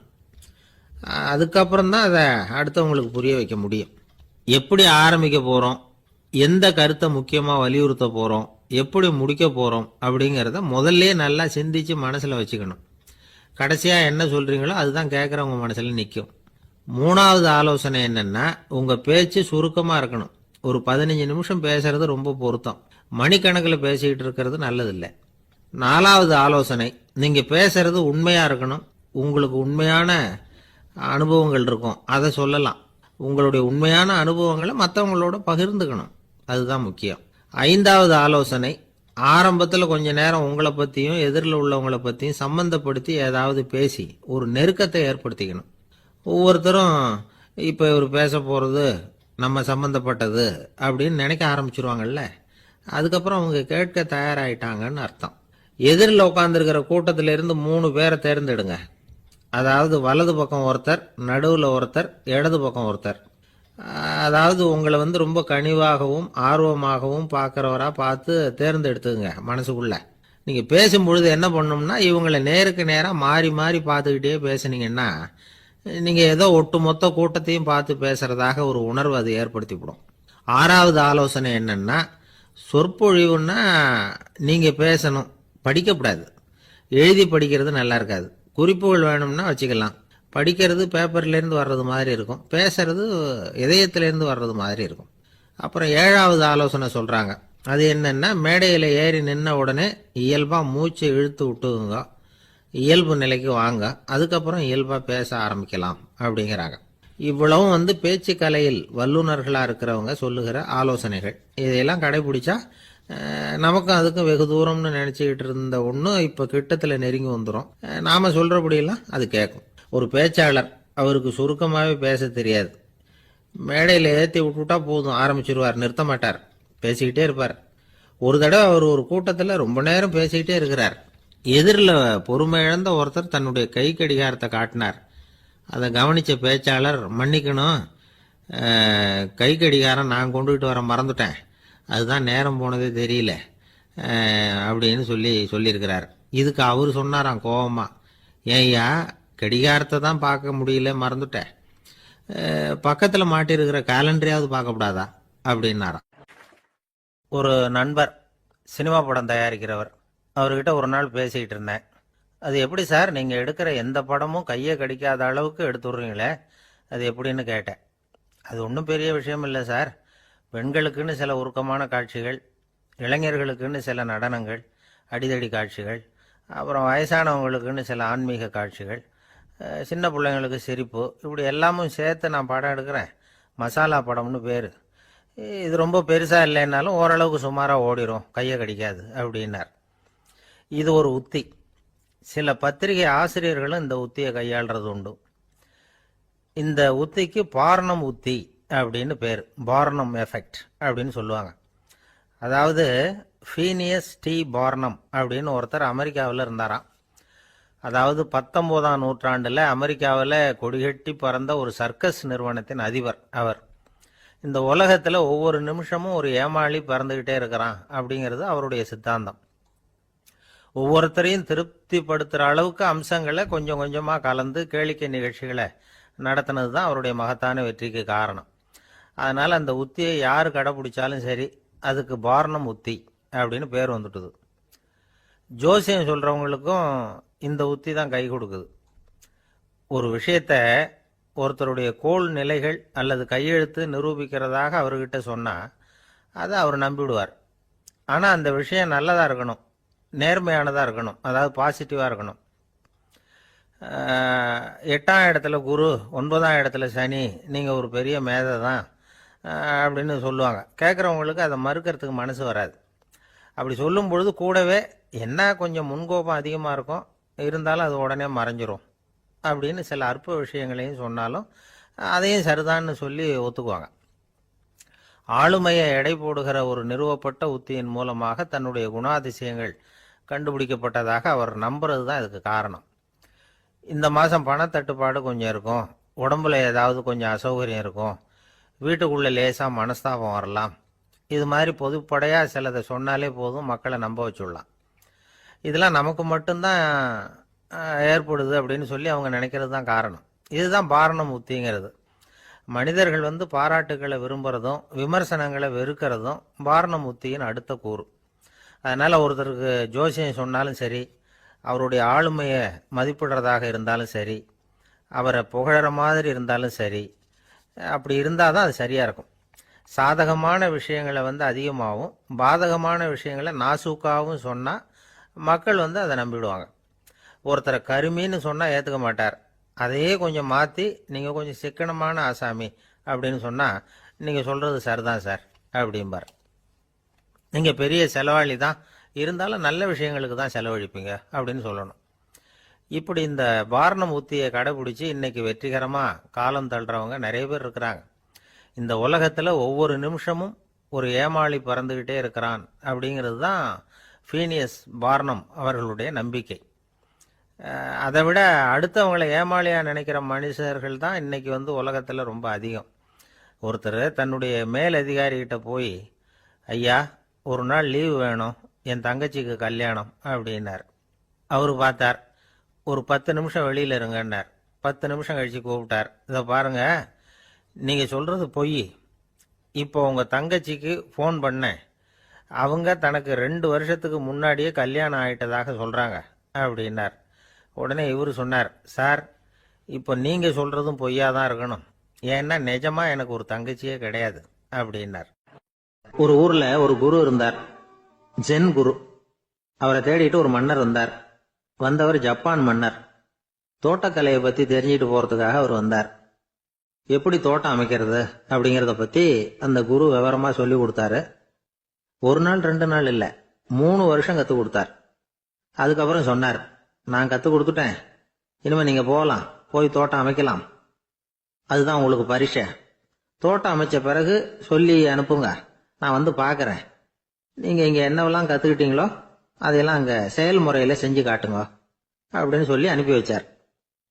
மன்னர் போனார். அரண்மனைக்கு பக்கத்திலேயே ஒரு பெரிய தோட்டத்தை உண்டு பண்ணினார். அழகான மரங்களையும் செடிகளையும் உருவாக்குனாரு. கிட்டத்தட்ட 1000 தோட்டக்காரர்களை பயன்படுத்தி 3 வருஷங்கள் முயற்சி பண்ணி அந்த அழகான தோட்டத்தை உருவாக்குனார். குரு கிட்ட இருந்து செய்தி வந்தது, நாளைக்கு வந்து தோட்டத்தை பாக்குறேன் அப்படின்னு. மன்னர் உடனே சுறுசுறுப்பாயிட்டார். முதல் நாளே தோட்டத்தை சுத்தப்படுத்தினார். ராத்திரி பூரா யாரும் தூங்கல. எல்லாருக்கும் தோட்டத்தை ஒழுங்குபடுத்துற வேலை. அது அந்தந்த இடத்துல ஒழுங்கா இருக்குதா அப்படின்னு சரி பார்த்தாங்க. ஒரு தவறும் இல்லாத வகையில அதை ஒழுங்குபடுத்தினாங்க. மறுநாள் குரு வந்தார், தோட்டத்தை பார்த்தார். அவருக்கு கோபம் வந்துட்டுது. மன்னருக்கு ஆச்சரியம், எப்பவும் சிரிச்சுக்கிட்டே இருக்கிறவர் இப்ப எப்படி இருக்கிறாரே அப்படின்னு. மெதுவா குரு கிட்ட போய் எல்லாம் சரியா தானே இருக்குது அப்படின்னார். எல்லாம் சரிதான், ஆனாலும் எங்கே அந்த பொன்னிற காற்று அப்படின்னார். உதிர்ந்த இலைகள், பொன் மஞ்சள் நிற இலைகள் காற்றில் அப்படி புரண்டு ஓடுவதை நான் பார்க்க முடியவில்லையே அப்படின்னாராம். அது இல்லாம இந்த தோட்டம் உயிரோட்டம் உள்ளதா இருக்காது. இதுல பாடல் இல்லை, ஆடல் இல்லை, அதெல்லாம் இல்லாம இந்த தோட்டம் ரொம்பவும் செயற்கையா தெரியுதுன்னாராம். மன்னர் இப்பதான் யோசனை பண்ணார். கீழே கிடந்த காஞ்சி போன இலைகள் மட்டும் இல்ல, மரத்துல இருந்த காஞ்சி போன இலைகளையும் அப்புறப்படுத்தி சுத்தமா வச்சிருக்கிறார். இறப்பும் வாழ்க்கையினுடைய ஒரு பகுதி தான். மரணம்ங்கிறது வாழ்க்கைக்கு எதிரானது அல்ல, அதை நிரப்பும் ஒரு பகுதி தான் அது. மரணம் இல்லையில் வாழ்க்கையே இல்லை அப்படிங்கிறது பெரியவங்க கருத்து. இப்ப அந்த தோட்டம் அழகா தான் இருக்குது, இருந்தாலும் அது ஒரு ஓவியம் மாதிரி உயிர் இல்லாமல் இருக்கு. குரு ஒரு வாளியை கையில எடுத்துக்கிட்டார். தோட்டத்தை விட்டு வெளியில போனார். ஏற்கனவே வீசி எறிந்த அந்த சருகுகளை எல்லாம் அள்ளி கொண்டுகிட்டு வந்தார். உள்ள எல்லா இடங்கள்லயும் அதை வீசினார். உடனே காத்து அந்த காய்ந்த சருகுகளையும் பழுத்த இலைகளையும் அசைக்க ஆரம்பிச்சுட்டுது. இப்போ அங்க சலசல சத்தம், சங்கீதம், இலைகளின் நடனம். ஓவியம் மாதிரி இருந்த அந்த தோட்டத்துக்கு இப்ப உயிர் வந்துட்டுது. இதுதான் அந்த பொன்னான காற்று அப்படின்னாராம் குரு. மன்னருக்கு புரிஞ்சுது. மிகப்பெரிய ஜென் கேள்வி ஒன்று உண்டு. உம்மான் அப்படிங்கிற ஒரு பெரிய குருவை பார்த்து துறவி ஒருத்தர் கேட்டாராம், இலைகள் எல்லாம் கீழே விழுந்து மரங்கள் மொட்டையாக இருக்கும் பொழுது என்ன நடக்கும்? இதுதான் கேள்வி. இதுக்கு உம்மான் சொன்ன பதில் பொன்னான காற்று, தி கோல்டன் விண்ட் அப்படின்னாராம். இதுக்கு என்ன விளக்கம்னா, உன்னுடைய எண்ணங்கள் எல்லாம் உன்னுடைய மனசிலிருந்து கீழே விழுந்து உனது உள்ளுணர்வானது மொட்டையாக நிற்கும் நிலைதான் அது. உனது வேர்களின் அருகில் காற்று வீசுகிறது. எல்லா எண்ணங்களும் உன்னிலிருந்து வெகு தூரத்துக்கு புரண்டு கொண்டே சென்று விடுகிறது. நீ அவற்றை கடந்து விட்டால் நீ அவைகளுக்கெல்லாம் மேலெழுந்து கீழே பார்ப்பவனைப் போல நிற்க ஆரம்பித்து விடுவாய். அதுதான் தியானம் என்பது அப்படின்னு சொல்றாங்க. தியானம்ங்கிறது எண்ணத்துக்கு எதிரானது இல்ல. தியானம்ங்கிறது எண்ணங்களை கடந்து செல்வதுதான். அதுக்கப்புறம் நாம பொன்னிற காற்றுல ஆட ஆரம்பிச்சிருவோம். இதுதான் பெரியவர்கள் சொல்றது. என்கிட்ட ஒருத்தர் தோட்டம் அமைக்கணும்னு யோசனை கேட்டு வந்தார். எல்லாம் சொல்லி கொடுத்தேன். செடிகள்லாம் செழிப்பா வளரணும்னா வேர் காயாம பாத்துங்க, தினமும் தண்ணி விடுங்க அப்படின்னு சொல்லி அனுப்பி வச்சேன். 1 மாசம் கழிச்சு ஒரு தோட்டத்தை பாக்கிறதுக்காக போனேன். போய் பார்த்தா எல்லா செடியும் வாடி கிடக்குது. என்னங்க இப்படி பண்ணிவிட்டீங்கன்னு. நீங்க சொன்னபடிதான் செஞ்சேன்னார். என்ன செஞ்சீங்கன்னு கேட்டேன்.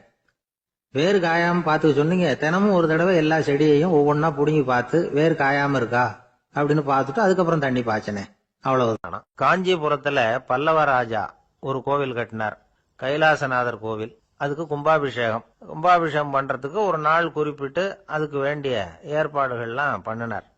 முதல் காரியமா கடவுளை வேண்டிக்கிட்டார், நீங்க இந்த கும்பாபிஷேகத்துக்கு நேர்ல கலந்துக்கணும்னார். கடவுள் அந்த ராஜா கனவுல வந்தார். நீ கும்பாபிஷேகம் வச்சிருக்கிற அதே நாள்ல அதே நேரத்துல எனக்கு இன்னொரு ஊர்ல ஒரு கும்பாபிஷேகம் இருக்குது, அதுக்கு போக வேண்டியிருக்கு. அதாவது திருநின்ற ஊர்ல என்னுடைய பக்தர் ஒருத்தர், அவரும் ஒரு கோயில் கட்டி கும்பாபிஷேகம் செய்யறார். நான் அதுக்கு போக வேண்டியிருக்கு, அதனால உன்னுடைய தேதியை நீ மாத்தி வச்சுக்கோ அப்படின்னார். கடவுள் தான் எங்கேயும் இருக்கிறவராச்சே, அவர் நினைச்சா 2 இடத்துலயும் இருந்து கோயில் கும்பாபிஷேகத்தை நடத்த முடியாதா? ஏன் அப்படி செய்யல? அது ஒரு முக்கியமான காரணத்துக்காகத்தான். திருநின்ற ஊர்ல இருந்த பூசலாருங்கிற அந்த அடியாரின் பெருமையை இந்த உலகத்துக்கு எடுத்து காட்டணுங்கிறதுக்காகத்தான் கடவுள் அந்த ராஜா கிட்ட அப்படி சொன்னார். சரி, அந்த அடியார் அப்படி என்னதான் பெருசா கோயில் கட்டி விட்டார்? ராஜா கட்டின கோயிலை விட பெருசா? அவர் கட்டினது கருங்கல்லாலேயோ மண்ணாலேயோ மரத்தாலேயோ இல்ல. அவர் கட்டின கோயில் வேற மாதிரி. அது மனசால கட்டின கோயில், மனசுக்குள்ள இருக்கிற கோவில், மனக்கோவில். அந்த அடியார் தன்னோட மனசுக்குள்ள மாசக்கணக்கா ஒவ்வொரு கல்லா சேர்த்து கட்டின கோவில். இந்த விஷயம் ராஜாவுக்கு தெரியாது. அவர் என்ன நினைச்சுட்டாரு, அது நாம கட்டின கற்கோயிலை விட ரொம்ப பெருசா இருக்கும் போல இருக்கு அப்படின்னு நினைச்சுட்டாரு. சரி, அப்பேற்பட்ட அந்த கோயிலை வந்து தரிசனம் பண்ணிவிட்டு வருவோம் அப்படின்னு நினைச்சு ராஜா திருநின்ற ஊருக்கு போறார். அங்க போய் பார்த்தா கோயிலையும் காணும், ஒன்னையும் காணும். கடைசியில பூசலார் கட்டின மணக்கோவில் தான் அதுங்கிறத அவர் புரிஞ்சுக்கிறார். உடனே அந்த அடியாரின் காலில் விழுந்து வணங்குறார். அவரோ, இது மனசால முயன்ற கோவில், இதுக்கு இத்தனை பெருமையா அப்படின்னு ஆச்சரியப்படுறார். இதுல ஆச்சரியப்படுறதுக்கு ஒண்ணும் இல்ல. ஆண்டவன் விரும்புறது அகபக்தியையே தவிர புற தோற்றங்களே அல்ல. இத நாம புரிஞ்சுக்கிட்டோம்னா நமக்குள்ள எந்த வேறுபாடுகளும் வர்றதுக்கு வழியே இல்லை. இன்னொரு ராஜா இருந்தார். அவரு ஆண்டவனுக்கு படைக்கிறதுக்காக ஒரு தார் நல்ல செவ்வாழை பழமா எடுத்துக்கிட்டு போகணும்னு நினைச்சார். அதனால முத நாளே அதை வாங்கிட்டு வர சொன்னார் வேலைக்காரங்கிட்ட. வேலைக்காரன் போனா கடத்தெருவில் ஒரு தார் பழம் வாங்கினா. வர்ற வழியில அவன் குடிசை. அப்படியே எட்டி பார்த்துட்டு போவோமேன்னு நினைச்சான். போனான். அங்க இவனோட குழந்தை பாவம் பசியால கத்திக்கிட்டு இருக்கு. இவன் பார்த்தான், இவ்வளவு பெரிய தாரில் ஒரு 2 பழம் எடுத்தா தெரியவா போகுது அப்படின்னு நினைச்சு ஒரு 2 பழத்தை பிச்சு அந்த குழந்தைகிட்ட கொடுத்தான். அது அதை வாங்கி வயிறார சாப்பிட்டுது. பசி அடங்குச்சு. விளையாட போட்டுது. இவன் அதுக்கப்புறம் வாழைப்பழத்தை எடுத்துக்கிட்டு அரண்மனைக்கு வந்தான். 2 பழம் பிச்சிருக்கிறது ராஜாவுக்கு தெரிஞ்சு போச்சு. இவன் உண்மையை சொல்லிவிட்டான். உடனே ராஜா, கடவுளுக்கு படைக்க வேண்டிய பொருளை குழந்தை வந்து எச்சில் பண்ண விட்டுருக்கியே அப்படின்னு சொல்லி அவனை கட்டி வச்சு சாட்டையால் அடிச்சார் பாவம். மறுநாள் பழத்தை கோயிலுக்கு எடுத்துட்டு போனார். கடவுள் முன்னாடி வச்சார். கடவுள் கண்ணை திறந்து பார்த்தார். பழம்லாம் அழுகி இருக்குது. என்ன இது அழுகி போன பழம் அப்படின்னார். ராஜா முழிச்சார். நல்லா தானே இருந்தது அப்படின்னு நினைச்சார். அப்போ கடவுள் அந்த ராஜா கிட்ட சொன்னாராம், இத பாருப்பா, இந்த தாரில் 2 பழம் தான் நல்ல பழம். அந்த 2 பழங்களையும் நேத்திக்கே நான் சாப்பிட்டு விட்டேன் அப்படின்னாராம். அப்பதான் ராஜாவுக்கு புரிஞ்சுது, ஏழை குழந்தையின் பசியை தீர்க்கறதுக்காக உதவுன அந்த 2 பழம் தான் இறைவன் சாப்பிட்ட பழம்னு. இறைவன் இருக்கிற இடம் எது? இதுதான். ஒரு தந்தை தன்னோட பிள்ளைய ரொம்ப தைரியசாலியா வளர்க்கணும்னு ஆசைப்பட்டார். அதுக்காக அவனை கூப்பிட்டு உட்கார வச்சு இப்படி உபதேசம் பண்ணார். இதை பாருப்பா, நான் உன்னாட்டம் இருக்கிறப்போலாம் எதுக்கும் பயப்பட மாட்டேன். ரொம்ப துணிச்சலா இருப்பேன். ஒரு நாள் ஒரு அப்பாவி எலிய ஒரு பூனை துரத்திட்டு ஓடிச்சு. நான் உடனே என்ன செஞ்சேன் தெரியுமா? அந்த பூனையை பிடிச்சேன். அது வாலில் ஒரு பட்டாசு சரத்தை கட்டினேன். கொளுத்தி விட்டேன். படபடன்னு வெடிக்க ஆரம்பிச்சுட்டுது. அது துள்ளிக்கிட்டு அங்கேயும் இங்கேயும் ஓடி இருக்கு பாரு ஓட்டம். ரொம்ப தமாஷு அப்படின்னார் அப்பா. இப்படி சொல்லிவிட்டு பையனை பார்த்து, இதை கேட்கறதுக்கு உனக்கும் துணிச்சல் வருதா? நான் என்னுடைய செயலை நீ கேட்குறப்போ உனக்கு துணிச்சல் வருதா அப்படின்னு கேட்டார். வருதுன்னா பையன். எப்படின்னா அப்படிங்கிற விவரத்தையும் சொன்னான் அவன். அதாவது, எலிய விரட்டினத்துக்காக பூனை வாலில் பட்டாசு கொளுத்துனீங்க நீங்க. பூனையை விரட்டினத்துக்காக உங்க கழுத்துல பட்டாசு சரத்தை மாட்டினா என்னன்னு தோணுது எனக்கு அப்படின்னு நான் பையன். பையனோட துணிச்சல் அப்பாவே நடுங்க வச்சுட்டுது. அது சரி, ஒரு அப்பா பிள்ளைக்கு இப்படியா உபதேசம் பண்றது? எல்லாருக்கிட்டையும் அன்பா பழகிறது எப்படி அப்படின்னு சொல்லி கொடுக்கணும். பிஞ்சு உள்ளங்கள்ல நஞ்ச தூவலாமா? ஒரு நாள் விநாயகர் ஒரு பூனையோட விளையாடிக்கிட்டு இருந்தாராம். அப்படி ஆசையா விளையாடிக்கிட்டு இருந்தப்ப அவரோட கை நகம் தவறுதலா பூனையோட முகத்துல பட்டுட்டுதான். அது ஒரு சின்ன கீறலை உண்டாகி விட்டுது.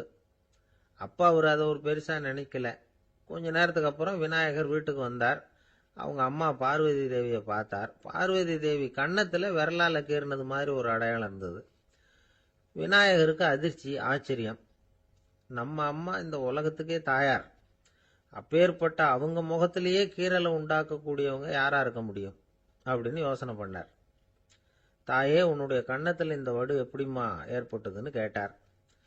குழந்தாய், இது நீ செஞ்ச காரியம்தான்ப்பா. உன்னுடைய கை நகம் கீறினதுனால ஏற்பட்ட வடு தான் இது அப்படின்னாங்க அவங்க. விநாயகர் திடுக்கிட்டு போட்டார்.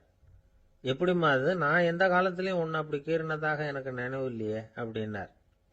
இன்னைக்கு காலையில ஒரு பூனையை கீறினதை நீ மறந்துட்டியா அப்படின்னாங்க அந்த அம்மா. விநாயகர் திகைச்சு போய் நின்னார். பார்வதி தேவி சொன்னாங்க, இதை பார்ப்பா, இந்த உலகத்துல இருக்கக்கூடிய எல்லா உயிர்கள்லையும் நான் இருக்கிறேன். நான் தான் இந்த உலகமா ஆகியிருக்கிறேன்.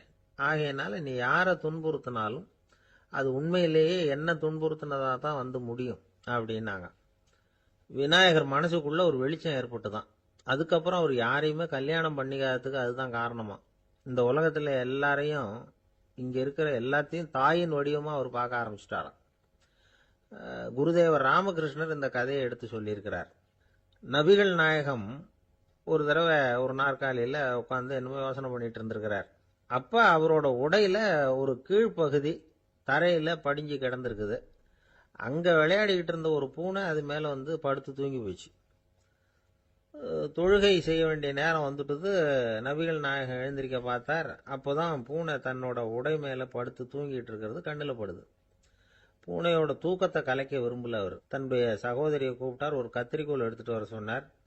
பூனை படுத்திருந்த உடை பகுதி மட்டும் இருக்குல்ல, அதை மட்டும் அதோட கத்திரிச்சு விட்டுட்டு அதுக்கப்புறம் அவர் எழுந்திரிச்சு தொழுகைக்கு போனாராம். அதாவது பிற உயிர்கள் கிட்ட எப்படி அன்பு காட்டணுங்கிறத பெரியவங்க எவ்வளவோ விதத்துல நமக்கு எடுத்து காட்டியிருக்கிறாங்க. இருந்தாலும் எத்தனை பேர் மனசுல அதெல்லாம் உரைச்சிருக்குது. நாமளும் நம்ம ட்ரெஸ் மேல ஒரு பூனை படுத்திருந்தா ஒரு கத்திரிக்கோலை தான் தேடுவோம், எடுத்துட்டு வர சொல்லுவோம். துணியை வெட்டுறதுக்கு பதிலாக இல்லை அதோட வாழை வெட்டினா என்ன அப்படின்னு தோணும். ஒரு ஆளு ரொம்ப பிரியமா ஒரு பூனையை ஆத்துல குளிப்பாட்டிக்கிட்டு இருந்தானா. எப்படி? அந்த பூனையை ஆத்து தண்ணியில அமுக்கி அமுக்கி குளிப்பாட்டிக்கிட்டு இருக்கிறான். அந்த வழியா போன பெரியவர் ஒருத்தர் இதை பார்த்தார். இதை பார்ப்பா, பூனையை அது மாதிரி ஆத்து தண்ணியில அமுக்கி குளிப்பாட்டாத, மூச்சு திணறி செத்து போடும் அப்படின்னு அட்வைஸ் பண்ணார். நீ போய் அவன் வேலையை பார்த்துக்கிட்டு, எனக்கு எல்லாம் தெரியும்னா இவன் சரின்னு அவர் போய்